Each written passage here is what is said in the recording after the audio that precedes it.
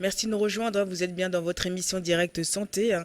Direct Santé qui vous informe tous les jours, hein, sur de nouvelles pathologies, hein, de traitements ou encore de gestes nécessaires pour préserver une bonne hygiène de vie. Donc aujourd'hui, on parle de l'alcoolisme et ses réalités, hein. Donc on est là, on parle de ça, on décortique un petit peu le pourquoi on en arrive là et les dégâts que ça cause, hein, sur notre santé, sur notre vie, surtout et surtout sur notre entourage. Docteur, tout va bien? Ça va, Très très bien. très bien. Donc on parlait tout à l'heure des dégâts que cause l'alcool, hein. Vous nous avez parlé un petit peu du cancer, des maladies, enfin, c'est-à-dire que ça touche tout l'organisme du corps et aussi de tout ce qui est cirrhose, hein. Donc expliquez-nous un petit peu, c'est quoi le cirrhose du foie? La cirrhose du foie, c'est une maladie du foie qui, qu'on peut dire le cancer du foie, quoi. Mm. Généralement, l'une des causes, c'est l'alcoolisme. On ne peut L'alcoolisme. pas l'attribuer uniquement à l'alcool, mais l'une des causes, c'est l'alcoolisme. Et généralement, la prise en charge, c'est très difficile. Non seulement la personne peut décéder, mais sa prise en charge est aussi très douloureuse. Mm. Le mieux, c'est de l'éviter, d'éviter énormément la consommation de l'alcool, surtout que l'alcool est l'un des facteurs de risque de cette maladie. Ouais, Mm. donc, de deux aussi, comme nous sommes en train de parler des conséquences de l'alcool, de l'alcoolisme, les gens pensent que l'alcool peut leur produire beaucoup plus d'effets. Souffrez que je vous dise que quand vous prenez de l'alcool, de temps en temps, le cerveau va prendre l'habitude, va réclamer. Parce que vous pensez que ça fait du bien au cerveau, mais le cerveau devient vraiment dépendant et ça peut vous conduire vraiment à des dégâts sur votre état de santé, surtout sur le foie, qui est un élément très capital pour le fonctionnement de notre organisme et sa récupération n'est pas si facile. Ah oui, ça c'est vrai que avec le foie et tous les organes, hein, du corps, bien sûr, parce que il n'y a pas que ça, mais faut vraiment faire très très très attention. Attention. L'alcool ne résout pas les problèmes du tout, du tout, Oui. du tout. Dites-moi, Au docteur, contraire, ça crée des ah ouais, problèmes. ça crée plus de problèmes qu'autre chose. Dites-moi, docteur, comment évolue un alcoolique? Quelles sont les étapes, au fait? Oui, on a des primo-alcooliques, c'est-à-dire ils ont commencé, ça n'a pas d'effet Hmm. sur eux. Bon, ils en prennent et c'est après tout que on devient vraiment, on commence par constater les complications. La complication le plus souvent considérée, c'est les complications médicales. C'est sur ça que la plupart des personnes s'alarment, quoi. Oui. Or, il y a aussi des effets sur la société, les effets sur la santé, les effets aussi sur la famille et les effets même sur la vie personnelle de la personne. Non seulement les effets, Hmm. les conséquences vraiment médicales. Ouais, donc, généralement, c'est les conséquences médicales qui font que les gens s'alarment, on cherche à prendre en charge la personne. Moi, je pense que dès la primo, il faut rapidement commencer par prendre en charge la personne, accompagner la personne, Ouais. mettre des mécanismes de prévention, éduquer, sensibiliser la population pour qu'on n'y tombe pas dedans. La plus, Les premières prises, il faut dès la, attaquer ça, hein. oui, oui. Tout ce que nous consommons se transforme en alcool à la fin dans notre organisme. Donc, ce que notre organisme s'autorégule. Vous Hmm. voyez, les glucides, tout ce que nous mangeons se transforme, finissent par devenir de l'alcool. Donc, l'organisme n'a plus besoin de l'alcool Dans le sang. externe. Ok. Donc, dès que nous apportons de l'alcool externe pour notre organisme, c'est que nous sommes en train de surcharger, nous sommes en train Hmm. de détruire notre foie, nous sommes en train de détruire les cellules du cerveau. Un alcoolique est-il dangereux pour la société? Très dangereux pour la société. Hmm. D'abord, un alcoolique n'est pas productif pour sa société. Je parle vraiment d'un alcoolique parce que quand une personne se marie avec l'alcool, Ouais. c'est difficile de le sevrer ou bien c'est difficile de faire que la personne a des difficultés à divorcer avec son alcool. Cette personne peut euh, préférer son alcool que tout ce qu'il fait dans la société. En fait, dans la société également, je parle aussi de l'impact sur sa vie de famille. Donc la Oui. personne risque de ne pas avoir une vie de famille. Vous voyez, sur le plan financier, la personne risque de dépenser, d'investir énormément pour acheter une maladie. Donc tout ce que la personne gagne, la personne va investir dans l'achat de sa propre maladie ou bien de sa propre destruction. Certaines personnes vont dire que je préfère boire pour mourir, comme la, le disait une Camerounaise, tu bois, tu vas mourir, tu ne bois pas, tu vas mourir. Donc, Oui. Ou mieux boire. lui va boire pour mourir. Donc, vous voyez que c'est des défenses. Hein. En Oui. réalité, c'est des défenses que la personne développe pour pouvoir lutter contre son alcoolisme. Et nous pensons que la personne est vraiment veut continuer. Parfois, la personne lutte, mais c'est pas facile Ouais, j'imagine bien. de s'en sortir. Mais comment les aider justement? La prise en charge d'un alcoolique, je ne dirais pas que c'est impossible, c'est très possible. Mais la prise en charge d'un alcoolique est vraiment compliquée, demande beaucoup de temps. Mm. Le premier facteur, c'est de chercher à peu près la cause, la source. Généralement, on dit, OK, il faut l'éloigner de son milieu de vie. Or, l'alcool, c'est un élément le plus vendu Partout, partout. partout. On trouve l'alcool sous diverses formes. Hmm? Et les gens apprécient l'alcool juste par leur odorat ou bien par leur goût. Et c'est vraiment... Par le goût, je ne sais pas trop, mais je ne sais pas ce qui attire, hein, parce que, ouais, je sais pas. Parce qu'il y a aussi tout ce qui est sucré. Et ça aussi, ça trompe, hein. Oui, Les alcools sucrés, on y va, ah c'est bon, il n'y a pas beaucoup de degrés d'alcool dedans, mais c'est sucré, c'est doux, et puis allez hop, consommation, consommation, et et ça entraîne des effets. exactement. La première des choses, parfois il faut un sevrage. Et c'est beaucoup plus conseillé de le faire dans un milieu médicalisé, Hmm. à l'hôpital, pour faire le sevrage. Parfois, si c'est dû à des problèmes psychiatriques, il faut qu'on traite ces problèmes psychiatriques par des Mhm. médicaments. Après, il faut vraiment accompagner la personne.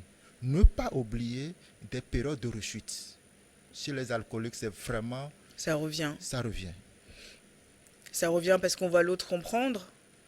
On voit Bon, un ami ou quelqu'un qui consomme de l'alcool à côté, donc ça redonne envie. non, le cerveau est déjà dépendant. Hmm. Donc, à un moment donné, on fait un effort de bloquer ce cerveau, mais le cerveau peut réclamer parfois, ou parfois le facteur qui a conduit la personne à la prise de l'alcool est là.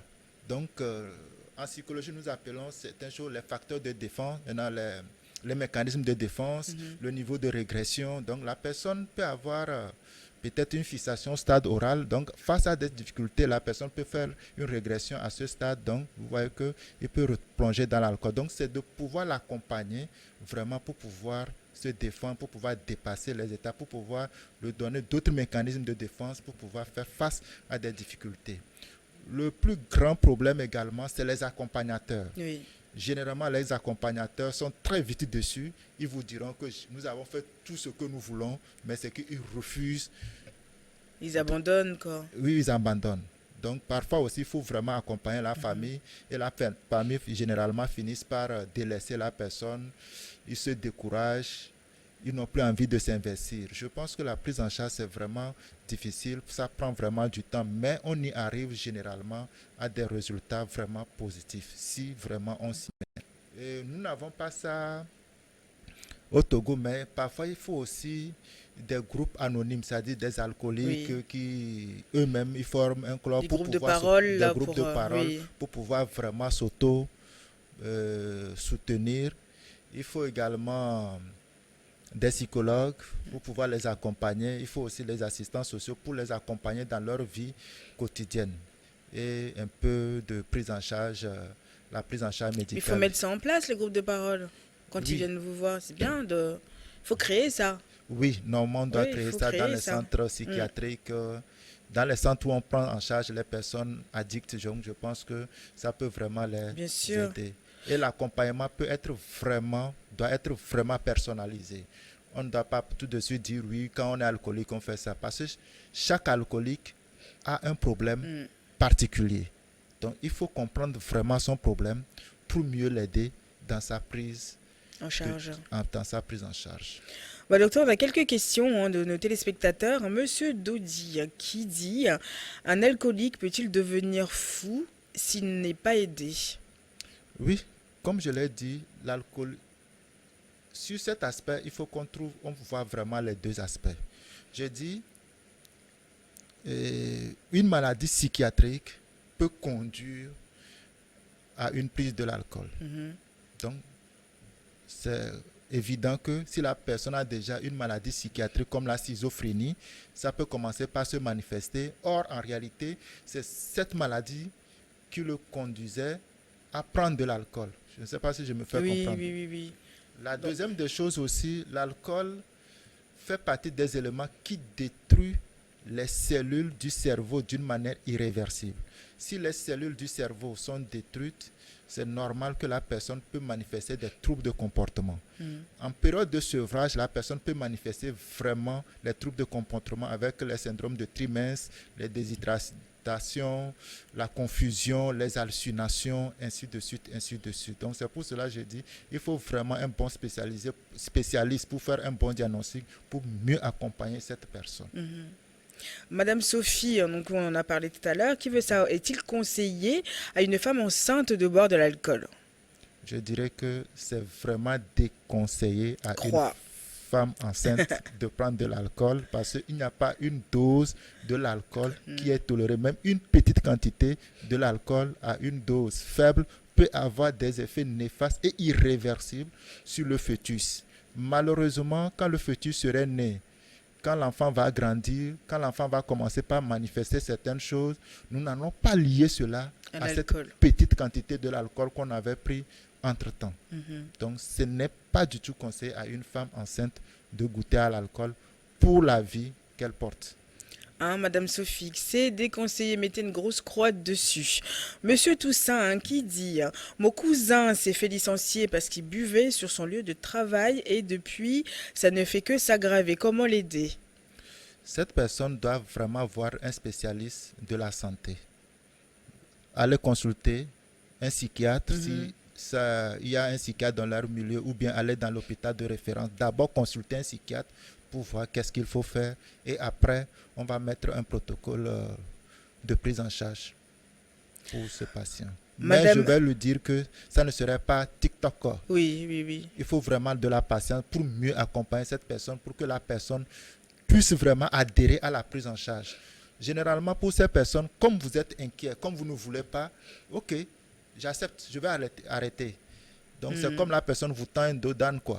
Vous courez, vous cognez, et la personne est là, et après, elle retourne. Les alcooliques, vraiment, comme c'est une dépendance, ces personnes sont poussées à utiliser toutes les stratégies possibles pour pouvoir se procurer de l'alcool.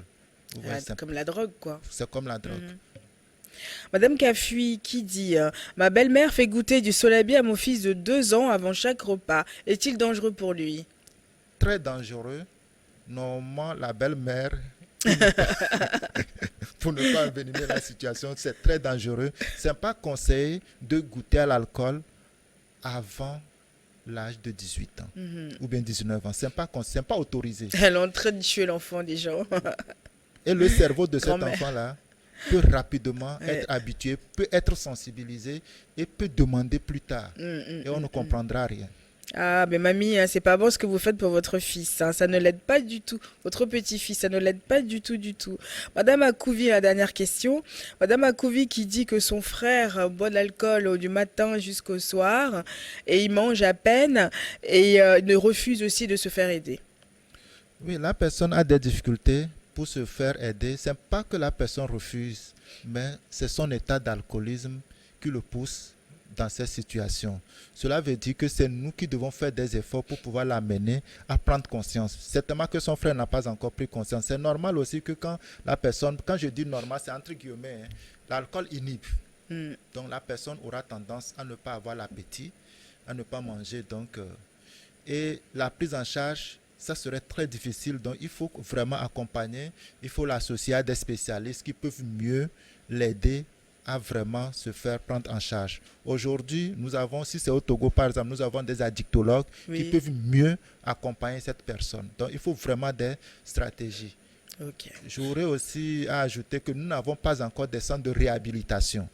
Donc, c'est des centres vraiment spécialisés qui pouvaient vraiment aider ces alcooliques ou bien ces personnes addictes. Merci beaucoup, Dr Franck, d'avoir répondu à ces questions. Donc vous aussi, si vous avez des inquiétudes, des questions à nous poser, n'hésitez pas. Notre numéro WhatsApp est à votre disposition. Le plus 228 79 84 27 52. Nos pages réseaux sociaux également. Et n'oubliez pas que vous pouvez retrouver l'intégralité de nos émissions sur notre compte YouTube Direct Santé via la page de New World TV. Un grand merci à vous tous qui nous envoyez ces questions. Vous êtes nombreux, vous nous envoyez des questions d'un peu partout. Donc merci de continuer à nous suivre dans cette émission Direct Santé, cette émission qui vous est dédiée. Docteur, on arrive à la fin de l'émission. Que peut-on retenir de tout ce qu'on vient de se dire? Ce qu'on peut retenir est si simple. L'OMS dit l'alcool est le premier facteur, ou bien l'alcool tue plus que toutes les maladies. La deuxième des choses que je vais dire, l'alcool n'a jamais apporté quelque chose de bénéfique pour l'organisme. Même si on le dit souvent, pour pouvoir mieux prendre notre alcool, pour pouvoir mieux se défendre, l'alcool est à proscrire. Parce qu'une petite quantité de l'alcool peut entraîner des conséquences que nous ne saurons pas ou bien qui seront irréversibles et nous saurons peut-être plus tard. Et on aura des difficultés à faire le lien avec cette petite quantité de l'alcool que nous avons pris il y a de cela quelques années, quelques mois. Donc l'alcool est vraiment à proscrire, il faut vraiment l'éviter. Et je ne peux pas dire qu'il faut le prendre modérément. Il faut l'éviter. Il faut l'éviter. Autant qu'on peut. Oui. La meilleure boisson, c'est l'eau. C'est l'eau. En tout cas, un grand merci à vous d'être venu sur ce plateau pour nous éclairer un petit peu sur tout ça, sur l'alcoolisme et ses conséquences. Donc, je rappelle que vous êtes psychopathologie, c'est ça, et psychologie clinique, docteur en psychopathologie et psychologie clinique. Donc, merci à vous et puis à très vite dans une autre émission. On compte sur vous. Merci beaucoup.